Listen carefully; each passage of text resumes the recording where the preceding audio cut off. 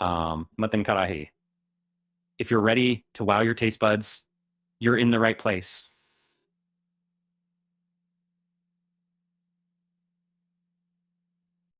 This beloved Pakistani dish is rich, spicy, and packed with flavor.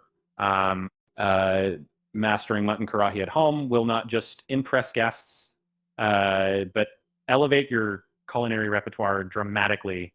To start off your mutton karahi journey, gather fresh mutton, tomatoes, green chilies, ginger, garlic, and a splash of oil. Maybe pro tip, always choose mutton with a bit of fat attached. It lends the dish that unbeatable richness. 900 grams is the sweet spot for most home recipes. Begin by heating around 3 tablespoons of oil in a large karahi or wok. Once the oil is shimmering, add 2 teaspoons of minced garlic and ginger. Saute this ginger garlic mix until it's golden and releases that divine aroma we all love. Toss in your mutton.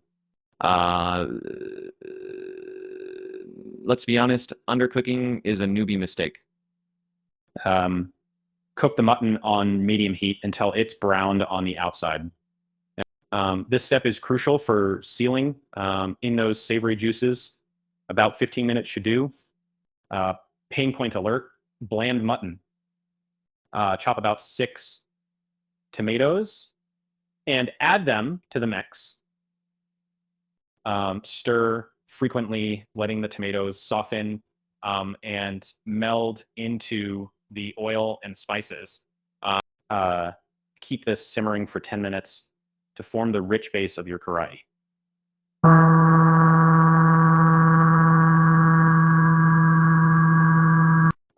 Now here's where the magic happens. Sprinkle in a teaspoon of salt, a teaspoon of red chili powder, and half a teaspoon of black pepper. Stir these into your mutton until everything's fully coated, ensuring not a single piece misses out on the spice. Need a kick. Add in a few sliced green chilies. Adjust according to your heat preference. Some like it scorching, others mild. Saute this mix for another 5 minutes, letting the chilies fuse their flavor throughout the karahi. Right, step by step time, let the mixture simmer, checking every so often. This breaks those pain points of impatience and uneven cooking. Cook it until the oil starts to separate from the sauce, a quintessential Pakistani cooking trait. Consistency is king. Stir occasionally for 30 minutes, adding water in small quantities for a thicker gravy. If it sticks to the pan, lower the heat. We're aiming for succulent, not scorched. And your taste buds will thank you later. Once mutton is tender, it's finishing touches time. Garnish with a sprinkle of freshly chopped coriander and a tablespoon of lemon juice. This lifts the dish's depth, ensuring each bite is refreshing and satisfying. And serve with naan or roti. Another offering, large gatherings are greatly enhanced by this dish. Mutton karahi isn't just food, it's a statement. Embrace that. Also felt by the applause at your next family dinner. Remember, the secret is practice.